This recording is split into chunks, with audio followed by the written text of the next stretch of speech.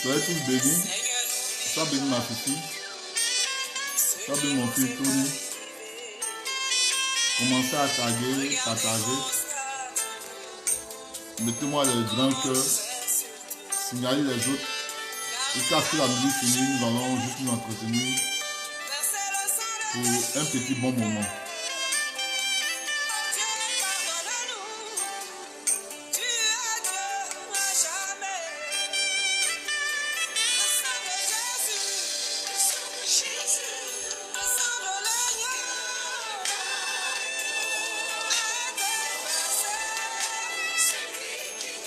Sois béni dans ma main.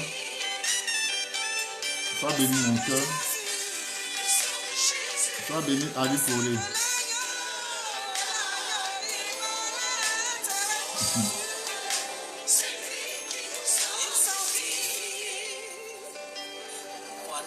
Sois béni Max. Max, sois béni.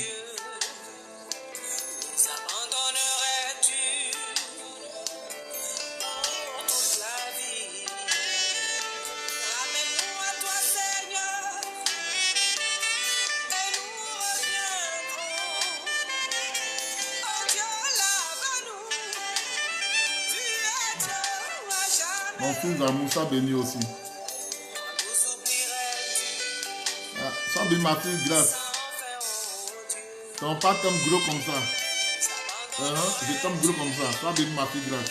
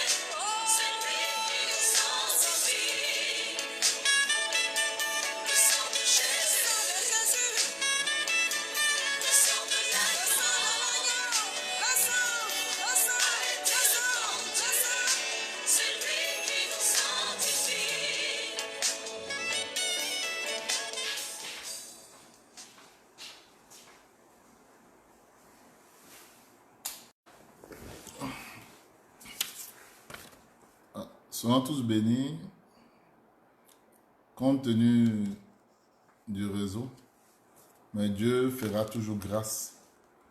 Dieu nous fera toujours grâce. Il nous fera toujours grâce. Il nous fera toujours grâce. Je vous aime énormément. Que sa faveur, sa grâce soit sur nous. Je suis encore très heureux de vous retrouver ce soir. Très très heureux de vous retrouver. Et puis ensemble, nous allons partager une pensée du Seigneur. Nous allons partager une pensée du Seigneur. Et nous sommes à l'émission Parole de prophète. Le rosé au top ce soir. Merci ma fifi. Et le thème que nous partageons ensemble ce soir, C'est la suite. Nous sommes à la deuxième phase du message. Et le thème, c'est le choix pour un prochain niveau. Et je l'ai dit la dernière fois, en touche au lien niveau. En touche au lien niveau, il y a une nouvelle étape. Et quand on marche avec Dieu, on évolue, on progresse. Même dans le monde dans lequel nous sommes, tout le monde désire le meilleur. Et chacun cherche à atteindre encore un autre niveau. Celui qui n'aspire pas au meilleur, c'est qu'il n'est pas fait pour réussir. Toute personne ambitieuse souhaite atteindre un niveau. Et c'est le niveau d'excellence. Même celui qui travaille pour sa perfection, il va atteindre l'excellence. Donc le prochain niveau, c'est l'excellence. Et ma prière ce soir, c'est que chacun de nous atteigne l'excellence. Je veux que tu montes encore à un autre niveau. Parce que le prochain niveau n'est pas loin.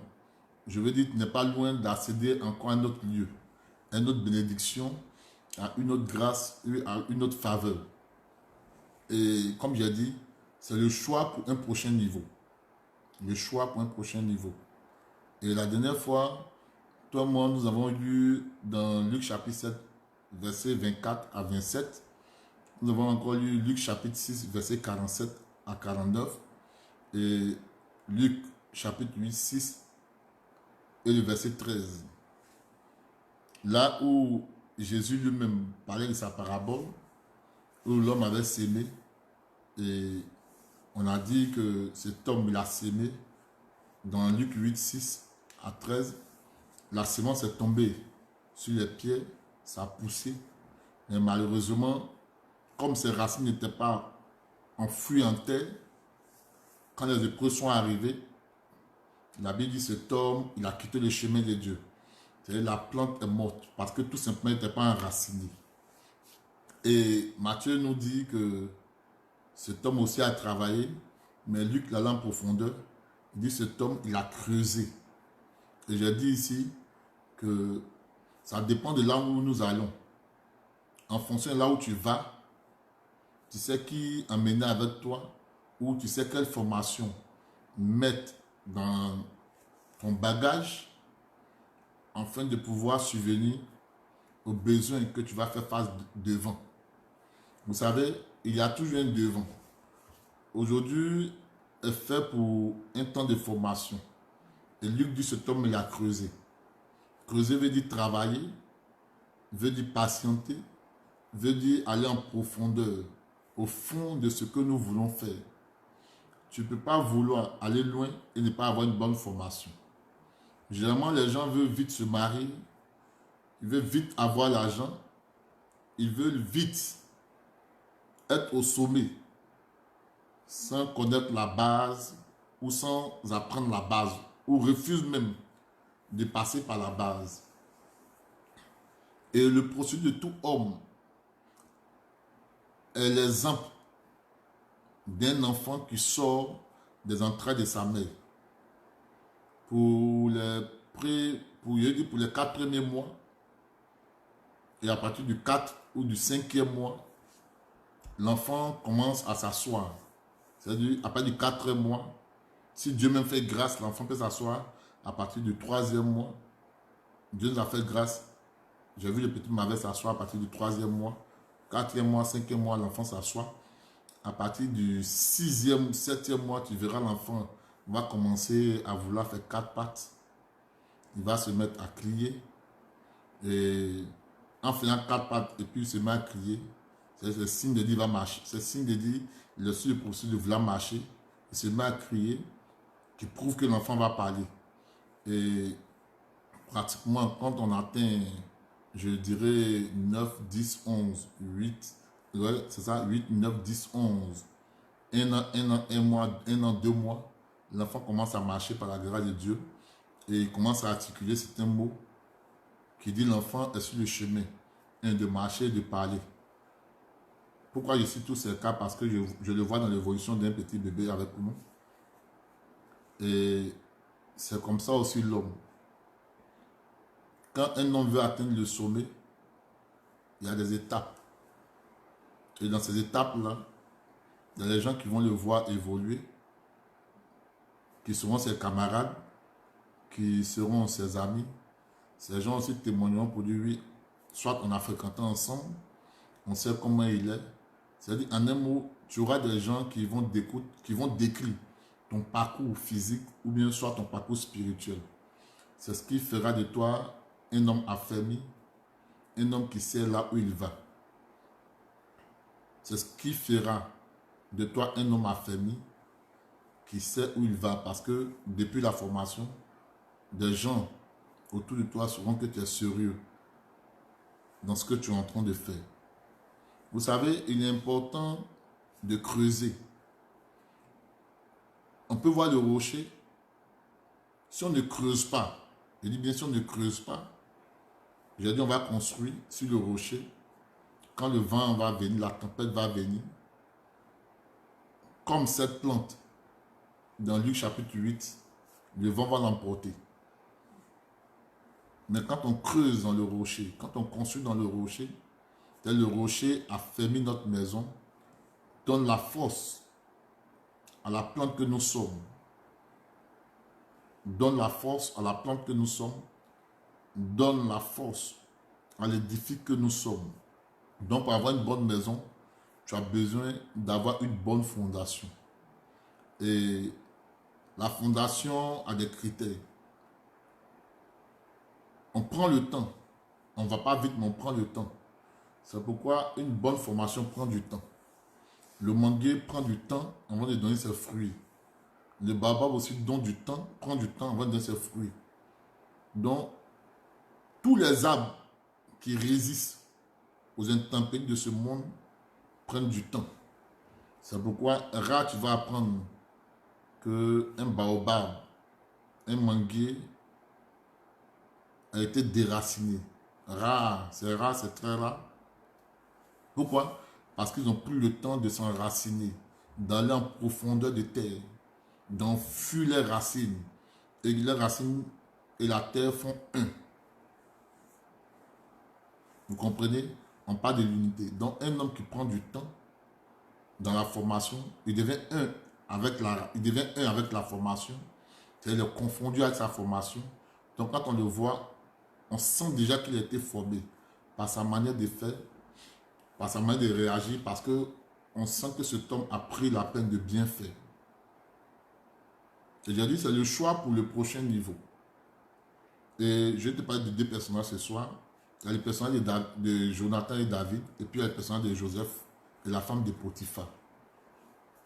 Vous savez, la Bible dit, David dans sa marche, il savait qu'il devait atteindre un niveau, mais il avait besoin de quelqu'un pour l'accompagner pour le niveau. Et la dernière fois, il posait la question, qui vous accompagne pour votre niveau? Qui est avec vous? Qui marche avec vous? Qui vous parle? Qui vous conseille? Qui vous oriente? Parce que c'est aussi important. Tu peux avoir du monde, mais si tu n'es pas passé chez Jethro, comme l'a fait Moïse, bien vraiment que tu passes chez Jethro, tu auras toujours besoin de la voix de Jethro pour t'orienter. Parce que Moïse n'est pas allé chez Jethro. Il a eu la formation, il est sorti de là, il est sorti avec le peuple, mais ça ne suffisait pas. Il fallait que Jethro l'accompagne pour lui dire que le peuple est trop nombreux que Moïse. Donc Moïse a besoin d'établir encore des gens. C'est ça. Parce que quand tu atteins le prochain niveau, c'est le sommet. Tu es vu et tu deviens comme une lumière située sur une ville. Ou une ville située sur une montagne. Tu es la lumière parce que tu éclaires des gens, tu es un modèle dont tout le monde a le regard sur toi, tout le monde te suit. Vous savez, le ministère, ce n'est pas prêcher. Le ministère commence d'abord par notre vie. Comment tu vis? Comment ta vie est? Donc c'est en fonction de comment tu vis que le ministère impacte les autres. Donc généralement les gens se concentrent sur prêcher, mais ils oublient eux-mêmes leur propre vie. Tu peux être éloquent, tu peux bien parler, tu peux bien prêcher. Tu peux haranguer même des foules. Tu peux parler à des foules. Des foules seront ébahies. Les foules vont tomber sur ton charme. Une belle prédication, de belles paroles. Mais si ta vie est sale, si ta vie ne reflète pas la gloire de Dieu, si ta vie n'est pas sanctifiée, tout ce que tu dis n'est que bruit. Donc le ministère ne commence pas d'abord par la prédication. Le ministère commence d'abord par notre vie de consécration au Seigneur. Le ministère commence d'abord par notre vie de consécration au Seigneur. Donc, regardez, Moïse quitte et Jéthro. C'est-à-dire, quand il va, il laisse pas Jéthro. Il ne dit pas à Jéthro, j'ai une foule, j'ai plus besoin de toi. Mais il laisse l'ouverture à Jéthro et garde Jéthro comme l'homme qui doit le conduire pour le prochain niveau. Et parce qu'à chaque niveau, tu seras confronté à un autre défi. Et tu auras besoin de celui qui est expérimenté, qui est passé par là pour t'aider. C'est pourquoi il dit, quel est le choix que tu fais pour le prochain niveau? C'est qui tu as choisi pour t'accompagner dans ce niveau? Qui tu as choisi pour t'accompagner dans ce que tu es en train de vivre? Parce que c'est important. Si tu choisis quelqu'un qui n'a pas le caractère pour t'accompagner, tu vas mourir en cours de route. Ou cette personne va te tuer. Écoutez-moi bien. Vous voulez la gloire, vous voulez l'élévation, vous voulez le succès. Mais les gens qui vous accompagnent ne ressentent pas au succès. Tu ne sens pas qu'ils ont envie de réussir. Tu ne sens pas qu'ils ont envie de faire de grandes choses. Donc, quand tu veux monter, tu veux accéder à ce niveau, le choix est important.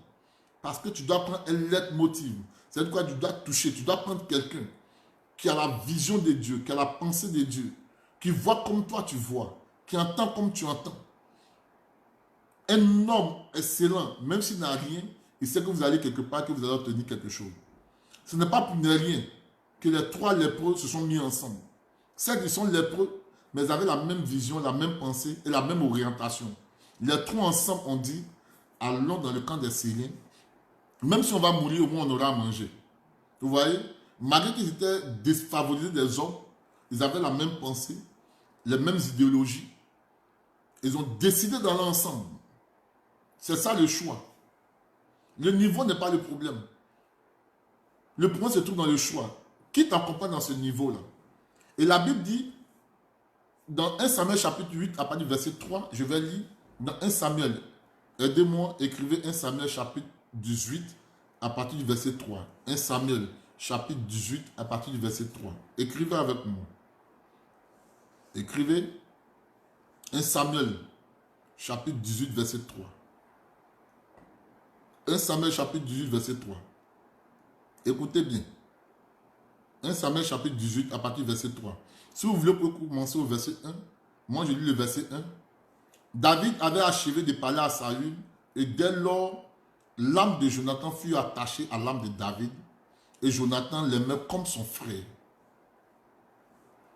Ce même jour-là, Saül retient David et ne le laissa pas retourner dans la maison de son père.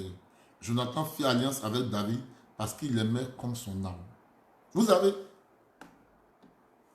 là où nous venons de lire le passage de 1 Samuel chapitre 18, verset 3, mais moi j'ai lu à partir du verset 1. Quand Dieu a introduit David dans la maison de Saül, de la manière dont David s'est comporté, a amené le roi Saül à avoir de l'estime pour lui. Au-delà de l'estime, il a refusé de laisser David sortir. Mais la Bible dit, au-delà que le père, le roi même, a eu de l'estime pour David, son fils Jonathan aimait David comme son âme. Vous savez, quand tu veux atteindre le prochain niveau, ce que tu prends, ce que tu sélectionnes, que tu choisis pour atteindre le niveau, doit t'aimer comme leur propre âme. Doit s'attacher à ta vision. Doit s'attacher à ta personne. C'est quand toi-même tu vois cette personne qui marche avec toi, tu as l'impression comme si c'est toi-même. Parce que toi et un, vous faites un. Donc quand tu les vois réagir, tu les vois faire, tu as l'impression comme si tu es en face de toi-même. Et la Bible dit, Saül a refusé de laisser partir David. Mais au-delà de laisser partir, de retenir sur la maison, la Bible dit son fils Jonathan aimait David comme son propre âme. Donc en réalité, Jonathan voyait David comme son ombre. Donc David était l'ombre de Jonathan. Et Jonathan ne s'arrête pas là. Il fait alliance avec David. Parce qu'il a vu en David, pas forcément un futur roi, mais un homme qui savait ce qu'il savait faire. Et un homme qui avait l'esprit tranquille, la pensée de grandir et de vouloir évoluer, de vouloir atteindre. Parce que Jonathan, en voyant David, il savait que David avait soif de réussir. Donc, Jonathan lui-même va pour faire alliance. Jonathan lui-même, c'est le fils du roi, celui qui est susceptible de prendre la royauté, s'attache à un homme. Parce qu'il sait que cet homme, un jour, sera roi sur Israël. Écoutez-moi bien. Donc, David s'attache à Jonathan. Pas parce que Jonathan était fils de roi. Parce que David n'a pas vu les opportunités. David a vu en Jonathan un frère, un ami. C'est-à-dire quelqu'un avec qui il pouvait faire de grandes choses. Les deux pouvaient monter, bâtir quelque chose de fort, quelque chose de puissant, réaliser les choses inimaginables. C'est pourquoi la Bible dit, le monde attend un grand désir, la révélation des filles de Dieu. Donc comme le monde t'attend, il y a un temps que Dieu va te révéler. Mais si Dieu ne t'a pas encore révélé, c'est parce que Dieu veut te former. Il veut que tu creuses. Donc David a creusé. Regardez la marche avec David, ou la marche de David. Pendant que David était dans le désert, on a cité le nom de personnes. Tout ce qu'on citait, c'était les gens avec qui David marchait pour avoir une formation. Quand dit les gens, je ne dis pas les gens, mais je dis plus les animaux avec qui David marchait pour avoir quoi, la formation. Donc David était sûr de sa formation. Son père l'envoie sur le champ de bataille. Dieu révèle David. On a cité personne auprès de David. Ne soyez pas pressé pour choisir des gens. Ne soyez pas pressé pour sélectionner des gens qui vont vous accompagner au prochain niveau. Parce que le prochain niveau nécessite de se maintenir. Parce que le prochain niveau se trouve les géants. Le prochain niveau se trouve les géants. Donc avant de prendre possession d'une ville là où se trouvent les géants, on a besoin de faire des investigations. On ne va pas pour aller prendre la ville. On va d'abord pour s'investir. C'est quoi? Pour investir, se former, regarder comment les gens ont des tactiques, comment ils marchent, comment ils font, quelle est leur formation avant de chercher prendre la ville.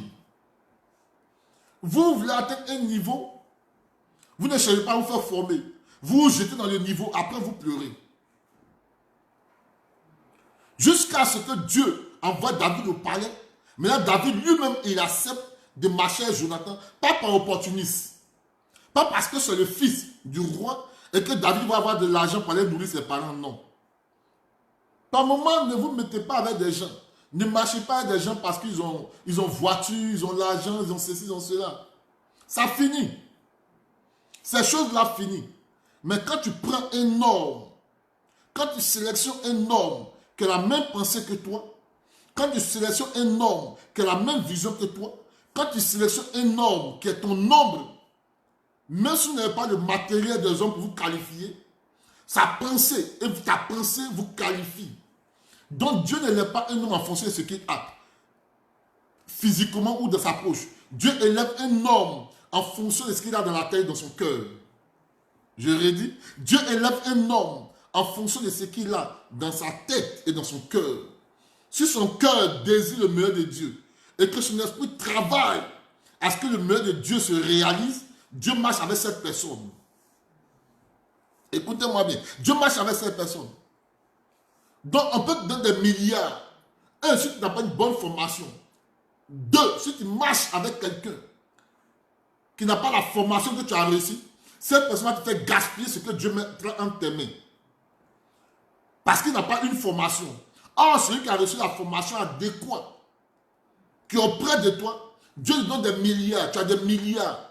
Comme il a la formation, il va t'encourager à réaliser le projet que Dieu a mis dans ton cœur. Il va réfléchir même à ta place. Il te fera éviter le danger ou le trou là où l'ennemi veut te faire tomber. C'est pourquoi quand tu lis, Jonathan lui-même décide de faire alliance avec David. Au-delà de faire alliance avec David, Jonathan lui-même protégeait David de peur que son père Saül ne le tue. Vous voyez, le fils du roi appelé Jonathan épargne la vie de David, préserve la vie de David contre son père. Contre son père. Mais toi qui te préserves quand tu es en face du danger, qui te préserve quand tu es en face des problèmes, qui te garde, qui veille sur tes projets, qui te parle quand Saül veut te tuer.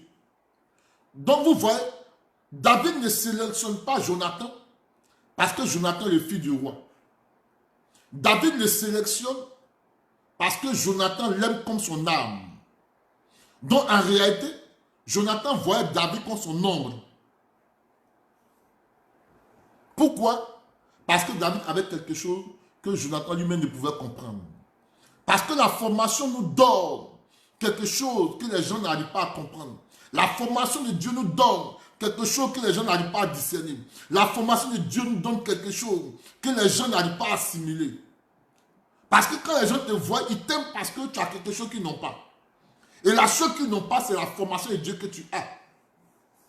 Donc un homme qui est formé en face d'une situation, dans l'église, parmi ses amis, quand même il parle, on sent la sagesse et l'esprit de spiritualité en lui. Parce qu'on sait que celui-là, c'est du quoi? Il a la touche de Dieu. Je parle le choix pour un prochain niveau. Parce qu'il y a un prochain niveau. Ne pense pas que tu vas rester là seulement. Ne pense pas que tu vas demeurer dans ce que tu es. Parce que Dieu a appelé tout le monde à réussir. C'est pourquoi il faut comprendre à Jérémie. Depuis les entrailles de ta maman, je te connaissais. Avant même que tu ne sois formé, je t'avais déjà établi comme prophète des nations. Et il faut comprendre à Jérémie, les projets que j'ai formés pour vous, ce n'est point des projets de malheur, mais ce sont des projets de prospérité, d'élévation. Donc c'est pour dire que toi et moi, nous sommes condamnés à réussir. Toi et moi, nous sommes condamnés à atteindre ce prochain niveau dont je parle. Toi et moi, nous sommes condamnés à vivre la bénédiction, à vivre l'élévation, à vivre le succès, à vivre la grâce et la faveur et la plénitude de Dieu. Mais ce qui nous disqualifie de cette grâce, c'est nous-mêmes. Parce que tout simplement, nous n'avons pas reçu la formation adéquate.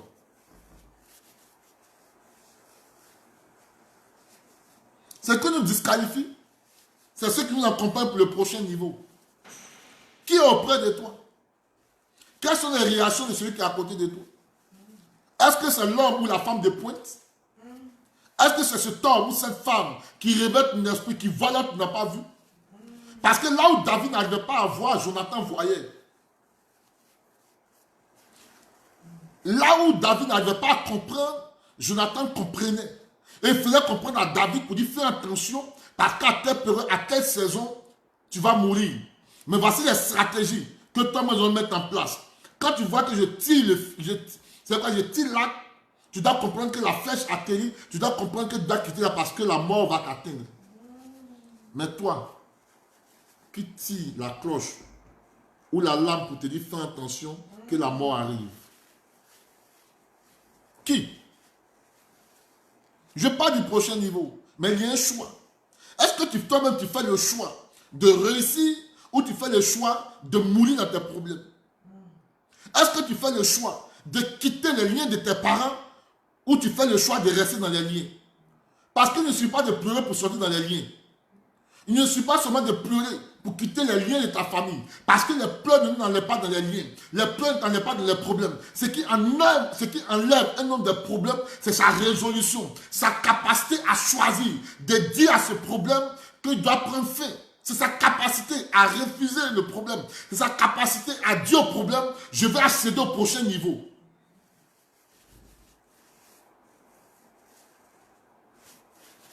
Ce n'est pas en pleurant. Ce n'est pas en pleurant que les démons qui combattent ton père vont te laisser. Les démons qui combattent tes parents vont te laisser. Ce n'est pas en pleurant. Mais c'est en te levant, en choisissant, en faisant le choix de sortir dans ces liens. C'est en faisant le choix de quitter ces liens. C'est en faisant le choix de dire je ne veux plus que ce problème finisse, que ce problème s'arrête. C'est un choix. Soit tu fais le choix de rester, soit tu fais le choix de mourir. Tout le monde fait un choix. Arrivé à un moment donné, tu dois dire non, ça suffit. Arrivé à un moment donné, tu ne dois pas rejeter, c'est-à-dire à demain ce que tu dois faire maintenant. tu peux faire maintenant, fais-le. Ce que tu peux faire à l'instant, fais-le. Ce que tu peux vivre à l'instant, vis-le. N'attends pas demain. Parce que ce n'est pas tous les combats qui attendent demain. Ce n'est pas tous les combats qu'on veut attendre demain. Il y a le combat qu'on rejette. Et puis il y a le combat qu'on vit maintenant. Jésus a vécu sa passion. C'est comme la passion de Christ. Il a vécu sa mort. Il a vécu sa mort. Donc tu dois vivre ton combat. Tu dois entrer dans ton combat. Et dire à Dieu, je fais le choix de quitter la misère.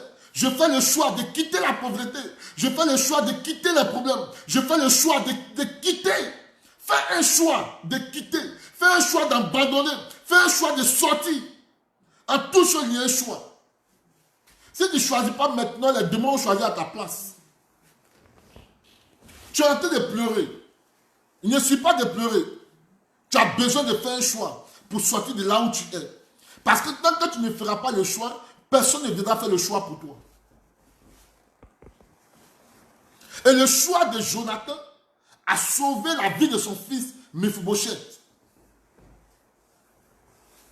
Donc quand tu fais un choix, ce choix seulement va te sauver, mais va sauver ton enfant. Parce que le choix de Dieu sauve. Le choix de Dieu préserve et garde. Jonathan est mort parce qu'il aimait trop son papa Saül. Sinon, si Jonathan n'aimait pas trop son père Saül, il ne devait pas mourir. Parce que Jonathan lui-même savait que sa famille était la famille de Benjamin, qui n'avait pas le droit d'accéder à la royauté. Et que voici un homme destiné à atteindre la royauté, c'était David. Il n'a pas envié David. Au contraire, il a fait alliance avec David pour sauver la vie de son fils. Quand David a pris le trône, lui-même s'est assis à un moment donné. Et puis il a réfléchi. Il dit, pour atteindre ce niveau, j'ai eu besoin d'un homme. Appelé Jonathan. À mon tour, qu'est-ce que je dois faire? Je dois faire du bien à sa maison. Parce que là où je suis arrivé, je ne suis pas arrivé de moi-même. C'est un homme qui a fait le choix de m'amener là où je suis. Donc quand tu choisis un homme, tu l'as choisi, mais lui aussi fait le choix de t'accompagner à un niveau élevé. Donc le choix fait comprendre à David qu'il doit être reconnaissant de celui qui l'a amené sur le trône. Sinon, ce n'est pas seulement lui qui amène en haut. Hein. Si c'était lui qui mettait au sommet, il y a des gens qui n'ont jamais arrivé au sommet. Il y a des gens qui ont versé baril d'huile sur eux. Et puis ils sont restés là où ils sont. Il y a des gens qui ont plongé dans baril d'huile. Une d'onction là, on a plongé dedans. On a plongé Samson. Samson là, on l'a plongé depuis dans le vin, sa main dans l'huile. Ils ont dit à sa maman que ne boit pas de vin sur lui. C'est un enfant consacré. Donc, c'est-à-dire, Samson là, n'était pas dans l'eau, il était dans l'huile. Parce que c'est le Saint-Esprit de Dieu qui était sur sa tête. L'eau ne donne pas le Saint-Esprit. L'eau confirme notre appel. Mais l'huile atteste. Et lui nous projette dans l'avenir. C'est pourquoi quand ils ont mis Jésus dans l'eau, le ciel s'est ouvert et a attesté sous la forme d'une colombe que celui-ci est mon fils bien-aimé. Parce que l'eau sanctifie. Mais l'eau, lui ne sanctifie pas. Lui donne la puissance et la force. Lui attire la grâce. Lui attire la faveur. Et lui nous oint pour les prochains niveaux. Donc Samson dormait dans l'huile. Il dormait dans le Saint-Esprit de Dieu. Samson est sorti de là. Il n'avait pas quelqu'un de bien pour l'accompagner. Samson est mort les yeux crevés. L'homme qui démonte le portail d'une ville. Il est mort dans la honte, les yeux crevés, avec les 7 esprits de Dieu sur sa tête. Avec les 7 esprits de Dieu sur sa tête, il est mort les yeux crevés. Il est mort avec les Philistins. L'édifice s'est écoulé sur Samson aussi. Comment tu peux mourir au même moment que tes ennemis? Je refuse que tu meurs au même moment que tes ennemis. Je refuse que je meure au même moment que mes ennemis. Tes ennemis doivent mourir. Tes ennemis doivent mourir. Tes ennemis sont en train de mourir puis te voient dans la gloire. Les enfants de tes ennemis te voient dans la gloire. Les alliés de tes ennemis te voient dans la gloire. Et puis ils sont en train de mourir. Là, ils sauront que Dieu a accompli sa volonté parfaite dans ta vie. Mais tu meurs au même instant que tes ennemis. Quelle est la gloire de Dieu? Dieu dit quelle gloire. Dieu dit quelle bénédiction. Je refuse que cela t'arrive. Je refuse que cela arrive à ta famille. Je refuse que les démons qui ont tué ton père te tuent. Je refuse que tu meurs avec les démons qui ont arrêté ta famille. Je refuse. Je ne parle pas ce soir des Samson. Je parle des David qui font le bon choix d'atteindre le niveau, d'atteindre le sommet. Donc lui n'en veut pas seulement au sommet. Parce que tu as besoin d'un homme pour accompagner l'huile, pour te mettre au sommet. Donc lui, c'est la corne, lui n'a pas de valeur. Donc c'est lui qui donne c'est la corne qui donne la force à l'huile. Parce que la corne, c'est la voix prophétique. Quand la corne parle, les uns exécutent. Donc lui donne l'onction, lui donne l'approbation, mais lui a besoin d'atteindre la voix de la corne. Donc c'est comme met lui dans la corne pour que la personne ait l'approbation de Dieu. Donc la corne, c'est la force. Donc quand on met l'huile dans la corne, ça veut dire quoi? La corne donne la force à l'huile de te booster en avant. Donc en réalité, la corne est comme un lance-pierre. La corne, c'est comme un lance-pierre. Et l'huile, c'est la pierre qu'on met dans le lance-pierre. C'est deux objets différents. Donc l'huile ne peut pas aller loin sans la corne. Donc la corne a besoin de l'huile et l'huile a besoin de la corne. C'est-à-dire que tu as l'onction, tu as besoin de faire un choix pour que l'homme te porte au sommet. Donc c'est un homme qui introduit. Donc si un homme ne t'a pas introduit, tu peux t'introduire toi-même. Donc c'est quoi? C'est Jean-Baptiste qui introduit Jésus. La loi de l'introduction. On appelle ça la loi de l'introduction. Donc si un homme ne t'a pas introduit, tu peux t'introduire toi-même. C'est pourquoi les 7 filles de Sheba sont allées chasser un démon. Ils ont dit, nous te cherchons au nom de Jésus que Paul prêche. Les démons disent, nous connaissons Paul, nous savons qui est Jésus, mais vous, qui êtes-vous? Parce que personne ne les a présentés, personne ne les a introduits. Or, c'est Jonathan qui a introduit David dans la royauté, en préservant sa vie. Je parle de David ce soir. Lève-toi et décide. Lève-toi et agis. Lève-toi et manifeste la puissance de Dieu. C'est fort, papa. Je vais parler du deuxième personnage, qui est le personnage de Joseph. Par moments, ça me fait rire quand je vois des gens qui font le choix en fonction du regard des hommes, en fonction des dits des autres, ça me fait rire. Ça me fait rire. Oui, refusez de mourir comme Samson. Ne mourrez pas avec vos ennemis. Moi, je refuse de mourir avec mes ennemis. Mes ennemis sont en train de mourir et puis me voient dans la gloire. C'est ça le projet de Dieu. C'est ça le plan de Dieu. Tes ennemis te voient en train de réussir et ils sont en train de mourir. C'est comme ça les Égyptiens voyaient Israël en train de traverser la mer Rouge et la mer en train de les engloutir. Ils ne sont pas morts ensemble. Le projet de Dieu, ce n'est pas que Samson meurt avec ses ennemis. Non. Écoutez-moi bien. Déjà, il faut des pronostics des hommes. Quel est le pronostic des hommes? Joseph savait qu'il était esclave. Joseph savait qu'il était esclave dans la maison d'un homme qui est bon de cœur appelé Potiphar. Joseph savait qu'il était un homme et qu'il était dans la maison d'un homme bon de cœur. Mais il était en captivité. Dans Genèse chapitre 39, verset 7, jusqu'au verset 16, vous pouvez le lire. Genèse chapitre 39, verset 7 jusqu'au verset 16. Vous pouvez lire. Joseph était esclave dans la maison de Potiphar. La Bible dit, à un moment donné, la femme de Potiphar a jeté un regard sur Joseph. Et elle a fait des avances à Joseph. Mais Joseph a refusé ses avances. Vous savez pourquoi? Parce qu'il a fait le choix de ne pas rentrer dans la compromission. Parce qu'il connaît sa destinée. Donc un homme qui connaît sa destinée ne veut pas chaperonner sa destinée avant l'accomplissement de sa destinée. Je dis et je répète, un homme qui connaît sa destinée ne veut pas corrompre sa destinée avant l'accomplissement de sa destinée. Il va attendre le temps de sa destinée pour prendre possession et rentrer en plein pied dans sa destinée. Je dis, nous tous sommes appelés à réussir. Sur la terre, Dieu n'a créé personne pour vivre dans le malheur. C'est la faute des hommes qui nous emmène dans le malheur. Nos mauvaises manières de vivre qui nous mettent en captivité. Ce n'est pas le plan et le projet de Dieu. Donc Joseph était esclave, mais il connaissait son potentiel. Et la grâce de Dieu, et l'huile de Dieu, l'approbation de Dieu qui était sur lui.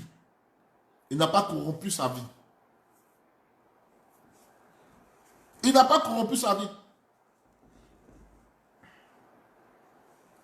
Donc Joseph a compris que dans la maison de Potiphar, là où il est rentré, il devait bâtir une ville, une maison, une renommée. Mais il devait creuser. Et il a proposé à Potiphar ce qu'il savait faire. Et il a dit à Potiphar que le rôle que vous m'avez donné, c'est que je joue le rôle, mais dans la maison de mon père, voici ce que je faisais. J'étais un bon administrateur. Mettez-moi à ce poste où vous verrez tout mon potentiel et ma capacité entre vos mains. La Bible dit, Potiphar établit Joseph comme intendant de sa maison. Et la Bible dit, à partir de ce jour-là, tout ce que Joseph faisait lui réussissait. C'est la maison de Potiphar était bénie au travers de la main de Joseph. Mais il était esclave. Et la femme de Potiphar, qui veut faire une proposition à Joseph, elle dit à Joseph, c'est vrai que tu es esclave dans la maison de mon mari, mais si tu couches avec moi, voici les opportunités que tu auras. Tu ne seras plus esclave, mais je ferai de toi un homme libre. Je ferai de toi un homme accompli. Je ferai de toi un homme voici. On appelle la compromission, parce que c'était la femme de Potiphar, la femme de son patron. Joseph a refusé. Combien ont eu cette opportunité et ne se sont pas jetés dedans? Combien de personnes ne sont pas compromis à cause de juste une heure de plaisir ou 10 secondes de plaisir? Combien de personnes? Moi, j'écoute des gens qui disent, oui, il est même marié une femme qui a l'argent. Même si elle a l'argent plus que moi, au moins elle a l'argent, il a réussi, et puis après elle va mourir. Vous êtes des comédiens, hein? Là, vous pensez que c'est vous qui donnez la vie? Ça, c'est le pronostic des hommes. Aller marier une personne plus âgée que toi, espérant qu'il meurt avant toi. Sans avant, les jeunes ne meurent pas. Aujourd'hui, là, tout le monde meurt. Donc, si tu as l'esprit d'un mari qui est plus âgé que toi, souhaitant sa mort, mais tu vas mourir avant lui. Tu vas mourir avant cette personne. Tu mourras avant lui. Tu sais pourquoi? Parce que tu t'es compromis. Tu es rentré dans la compromission. Pharaon a dit à Moïse, c'est que tu veux libérer le peuple. Mais avec quoi vous allez adorer Dieu? Moi, j'ai du bétail. Je vous donne le bétail. Je mets tout à votre disposition. Partez adorer Dieu un peu devant et puis tourner puis revenir. Moïse dit non. C'est parce que Dieu m'a dit. Dieu m'a dit, je dois faire sur son peuple de l'Égypte. Ce n'est pas une histoire d'aller un peu devant et de revenir. C'est une histoire de libération totale. Moïse a tenu pendant combien d'années? Il a fallu 10 fléaux de la main de Dieu pour que Pharaon libère le peuple de Dieu.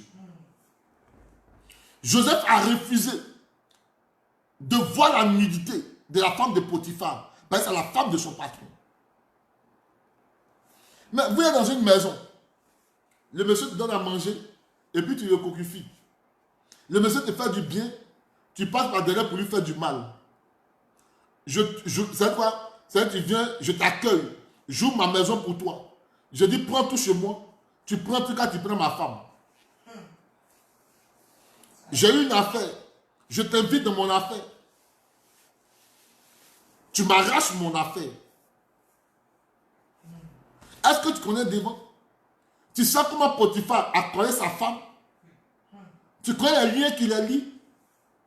La personne dont tu veux me détourner d'elle ou de lui là. Est-ce que tu sais comment on a commencé la relation quand nous sommes arrivés là? Tu sais quels sont les liens qui nous liaient? Tu connais les liens où, je veux dire, les liens, la fraternité dont nous avons bâti. Tu sais où ces gens sont quittés? Tu te lèves un beau matin, on t'introduit quelque part, tu gâtes le nom de la personne parce que toi tu veux avoir l'honneur. C'est toi qui es bien, c'est toi qui es gentil, c'est toi qui es Papa Noël. L'autre, il est le diable. On t'introduit quelque part. Celui qui t'introduit, tu vas le diaboliser. Juste pour avoir, ou bien pour mendier. Ça fait pitié, quoi. Pour combien? Pour combien? Il dit bien pour combien Jésus a été vendu. Judas a vendu Jésus pour combien? Ah, la somme pour laquelle Judas a vendu Jésus. Quand Judas était auprès de Jésus, il touchait plus que ça. Il gagnait plus que ça. Toi-même, entre toi et moi, tu es rentré dans une relation. La personne te donnait tout. Tu es rentré, tu as gâté la relation. Maintenant, tu as pris la relation. Dis-moi qu'est-ce que tu as eu. Dis-moi qu'est-ce qu'on t'a donné. Les miettes. Les miettes. Merci mon cœur. Tu t'as gâté ton nom pour ne rien. Pour des miettes. Et quand tu arrives dans cette relation, c'est là que tu vas voir que déjà dans cette relation, tu es plus mieux que la nouvelle relation. Pour des miettes. Vous tombez dans la compromission pour des miettes. Non, il est vieux, elle est vieille. C'est vous qui déterminez la mort des gens, quoi. C'est vous qui déterminez la mort des gens. Maintenant, quand tu as parti marier une femme plus âgée que toi, ou un homme plus âgé que toi, et que tu apprends son argent, qui n'a pas l'amour de Dieu, que Dieu ne vous a pas mis ensemble, quand le jour où Dieu va venir déployer tout ton potentiel, tu vas que tu n'es plus cette personne. Mais c'est pourquoi par moi, deux personnes divorcent. Quand tu es marié par intérêt, on appelle la compromission. Tôt ou tard, tu as divorcé. Tôt ou tard, tu vas te séparer de la personne qui t'a mis. Mais quand c'est le plein la volonté de Dieu, vous demeurez jusqu'à la mort. Personne ne souhaite la mort de l'autre. Vous vivez pleinement le plan parfait de Dieu. Et dans ces relations-là, vous faites même des enfants. Écoutez-moi bien. Je parle du choix. Il y a un prochain niveau. Si tu prends une femme ou un homme à cause du bien matériel, si tu prends un homme ou une femme à cause du bien matériel, tu n'atteindras jamais le sommet. Tu ne seras jamais introduit à la primature. Tu ne rentreras jamais au palais. Joseph savait que son lieu de prédestination, ce n'est pas la main de Potiphar. La main de Potiphar était juste une transition. Il devait forcément passer par là. Quand un homme atteint le sommet, il est quitté quelque part. Hein. Il est quitté quelque part. Hein. Demandez à tous ceux qui ont un nom. Demandez à tous ceux qui ont une histoire. Ils sont quittés quelque part. Ah, c'est fort. Demandez à Daniel, il va vous dire. Il est quitté quelque part. Il est quitté dans la force au lion. Je ne parle pas des généraux je parle pas des généraux sans cicatrice. Hein. Depuis le temps, je parlais de la main de Dieu. Je suis en train de préparer un thème sur la main de Dieu. Les généraux de Dieu. Ou les capitaines de Dieu. Je vais parler de ça. Je viens le temps, je vais parler. Vous comprenez? Quand tu sais que ta place, c'est la primature, c'est au sommet, tu ne cherches pas la compromission au bas niveau de l'échelle. Ceux qui sont dans la compromission sont au bas niveau de l'échelle. Parce qu'ils ne connaissent pas les destinées. Je vais pas aller me courir pour 10 000, pour 100 000, pour 1 million. Or, ce que Dieu a me donné là, c'est milliards. Demain, je dois commander Potiphar. Demain, je dois commander sa femme. Demain, je dois claquer devant moi. Demain, je dois être à des ordres. Et puis je vais me comprendre pour rester à ce bas niveau. Ne restez pas au bas niveau. Faites le choix de quitter la compromission. Faites le choix de quitter tout ce qui va vous empêcher d'évoluer. Quittez tout ce qui va vous empêcher de monter. Quittez tout ce qui va vous maintenir en retard. Vous devez quitter tout ce qui va vous nuire. Quand quelque chose va te nuire, il faut quitter. Quand quelque chose va stopper ta destinée, quitte-la. Jésus lui-même, il dit, ce n'est pas tous les combats qu'on fait. Il y a des combats, il faut fuir. On ne fait pas tous les combats. Il faut fuir les combats. Il y a des combats qui ne valent pas la peine. Parce que ça va perdre ton temps. Tu vas perdre ton temps inutilement. Je prends l'exemple. Les combats comme toi a dit, moi a dit, ils ont dit 6 mois, ils ont craché 6 mois, ils ont fait ceci. Donc tu arrives dans ce combat-là. C'est ça qui va chasser les liens de tes parents. C'est ça qui va combattre les démons. C'est ce qui va donner une place au sommet. Quand Josué et Caleb sont quittés à l'exploration, ils sont venus faire le point à Moïse. Les gens ont dit, toi a dit, moi a dit. Josué a déchiré son habit. Caleb a déchiré son habit. Josué dit, moi et une seule chose, Dieu de ce pays-là, nous la prendrons en possession. Ou nous le prendrons en possession. C'est un pays là où coule le lait et le miel. Notre destination, ce n'est pas dans le désert. On doit prendre possession du pays là où coule le lait et le miel. Qu'est-ce que vous dites? Toi a dit, moi a dit. Donc si les 10 là, comme ils ont dit, sont géants, donc Dieu ne fait pas tomber les géants. Dieu même est le géant des géants. Donc si tu as le géant des géants en face de toi, peu importe le géant qui est en face de toi, il va tomber parce que le géant des géants vit en toi. Il s'appelle Jésus de Nazareth. C'est pourquoi l'apôtre Paul dit que Christ en nous, l'espérance pour la gloire. C'est Christ en toi, tu dois attendre que la gloire va venir à toi. Parce que Christ est plus grand que ce monde. Et le monde ne peut le contenir. Le monde ne peut contenir la gloire de Dieu. Ah, mais cette gloire est contenue en toi. Le monde ne peut pas recevoir la gloire de Dieu, mais la gloire de Dieu en toi. C'est une des preuves palpables qui prouve que tu es fait pour le sommet. C'est une des preuves palpables qui prouve que Dieu t'a mené en hauteur. C'est une des preuves palpables que Dieu est dans ton affaire. C'est une des preuves palpables qui prouve que le géant en face de toi va tomber. Je parle de Joseph ce soir. Je parle de Joseph ce soir. Je ne parle pas de Samson. Je ne parle pas des gens qui tombent dans la compromission. Ce n'est pas d'eux que je parle. Je parle des hommes qui savent qu'ils ont un potentiel et qu'ils ont la grâce de Dieu. Je parle des hommes qui font le choix de monter un niveau. Là où ils doivent monter parce qu'ils savent qu'il y a place au sommet. Un homme de destinée ne rêve pas en bas, il rêve en hauteur. Il dort, il rêve grand. Il marche grand. Il boit grand. Son attitude ressemble à la grandeur. Quand tu le vois, il sent la grandeur. Quand tu le vois, il aspire à la grandeur. Quand tu le sens, son odeur c'est la grandeur. Son parfum c'est la grandeur. Son palais c'est la grandeur. Quand tu le vois, tu sais qu'il a la couronne de Dieu sur sa tête.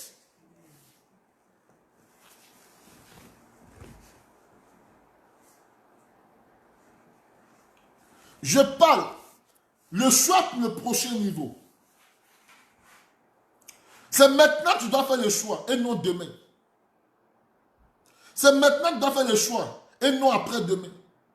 C'est maintenant que tu dois te révolter et non dire demain me révolter. Chaque fois que tu te mettras à demain, tu n'auras jamais un temps de révolte. Donc quand Dieu met dans ton cœur, c'est-à-dire quand Dieu met dans ton cœur une révolution, lève-toi parce que c'est le temps que tu dois te lever. Et non de remettre la révolution. Quand on fait une révolution, tu dois savoir qu'il doit forcément avoir un sacrifice. Il n'y a pas de réussite sans sacrifice. Vous voulez réussir, mais vous ne voulez rien sacrifier. Vous ne voulez rien perdre. Même Jésus lui-même a perdu. Il a perdu quoi? La vie pour avoir la vie. Jésus a perdu la vie pour avoir la vie. C'est pourquoi il a dit dans Philippiens chapitre 2, il c'est pourquoi Dieu l'a souverainement élevé au-dessus de tout nom, dans les cieux, sous les cieux, sur la terre, sous la terre, sur la mer, sous la mer. Il n'y a aucun nom qui est au-dessus du nom de Jésus. Vous savez pourquoi? Parce qu'il a payé un prix. Creuser, c'est payer un prix. Aller en profondeur dans le rocher, c'est payer un prix.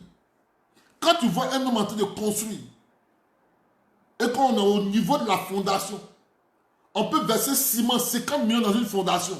Il a mal au cœur. Or, la maison qu'on construit ne fait pas 50 millions. On veut construire une maison peut-être 10 millions, fondation fait 20 millions. Il a mal au cœur. Mais cette maison va tenir jusqu'à peut-être à 1000 générations. Donc quand Dieu donne une bénédiction, c'est jusqu'à 1000 générations. C'est ça Dieu.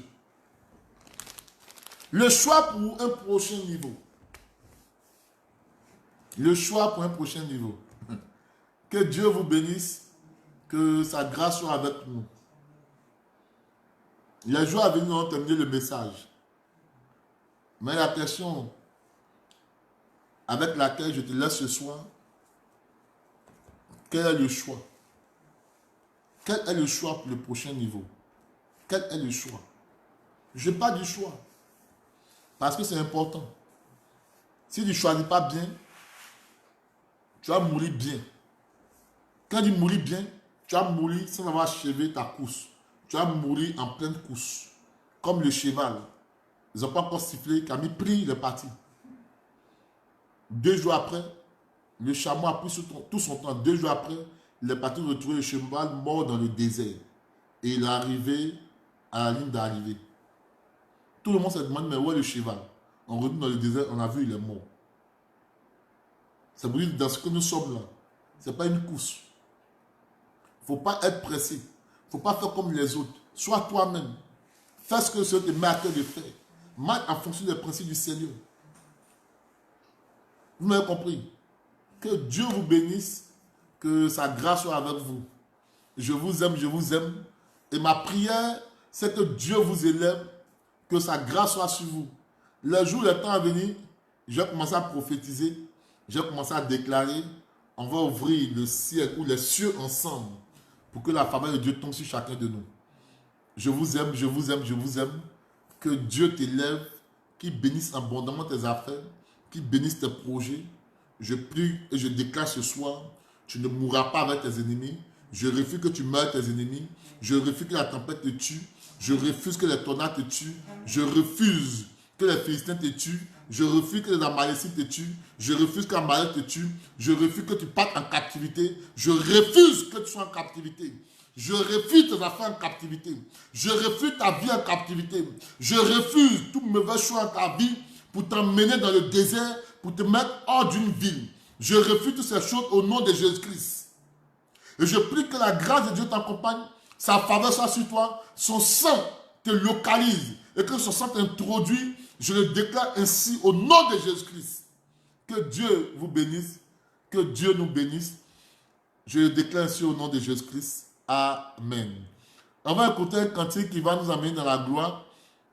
Un cantique qui va t'amener à danser et à rentrer en possession de tes œuvres au nom de Jésus-Christ.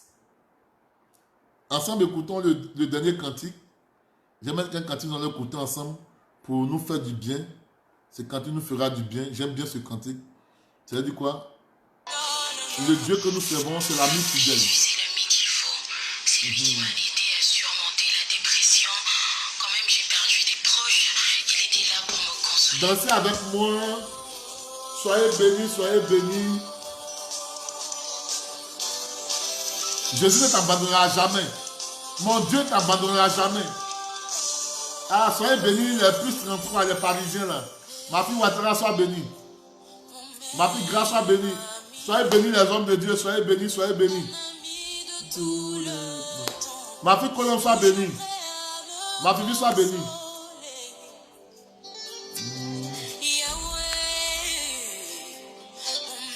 Sois bénie, ma fille Maman Kona. Si Jésus est ton meilleur ami, il accomplira ta destinée.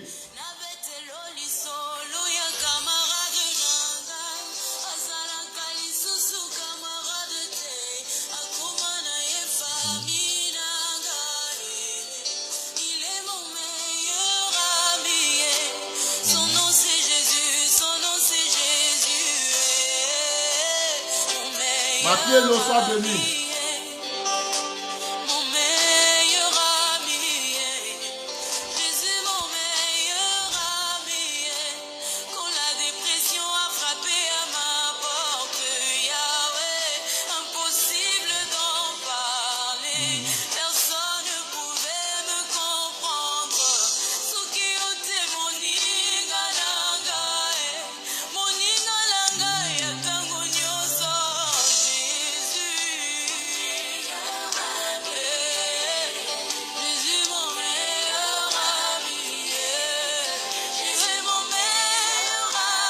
Moi, Jésus est mon meilleur ami. J'ai trop confiance en lui. Parce que j'ai fait le choix de marcher avec Jésus. Et non avec un homme. Donc un homme ne peut pas ébranler ma foi. Un homme ne peut pas me stopper. Un homme ne peut pas tuer ma destinée. Ma destinée est entre les mains de mon meilleur ami appelé Jésus. Je vous dis la vérité. Soyez bénis, soyez bénis, soyez bénis. Je vous aime abondamment. Je vous adore. Que Dieu vous élève. Que les démons libèrent vos familles. Que les démons libèrent vos maisons. Les esprits libèrent vos maisons. Je déclare ainsi au nom de Jésus-Christ que cette nuit, vous dormez sous la couverture du Saint-Esprit. Qu'il soit votre, je dis qu'il soit lui-même votre berger. Que la grâce vous localise puissamment et que vous fassiez exploit parce que le sommet vous attend. Vous êtes déjà prêt pour le prochain niveau. L'onction viendra pour vous propulser dans la gloire. L'onction viendra pour vous maintenir dans la gloire. L'onction viendra pour vous jeter dans la gloire. Les gens vont vous jeter au cimetière. Vous allez repousser, vous allez renaître. Vous allez revenir à la vie. Parce que même la mort ne pourra plus vous contenir. Les démons ne pourront plus vous contenir. Le blocage ne pourra plus vous contenir. Les prisons seront même brisées. Vous allez rentrer en prison. La prison va vous fuir pour vous laisser la prison. Et la prison deviendra comme un lieu de refuge pour vous. Je le déclare au nom de Jésus-Christ. Que Dieu nous bénisse. Je vous aime gros comme ça. Gros comme ça. Et à très bientôt. On va se retrouver demain matin juste pour une petite pensée de la part du Seigneur. Je vous aime. Et à très bientôt. Comme ça.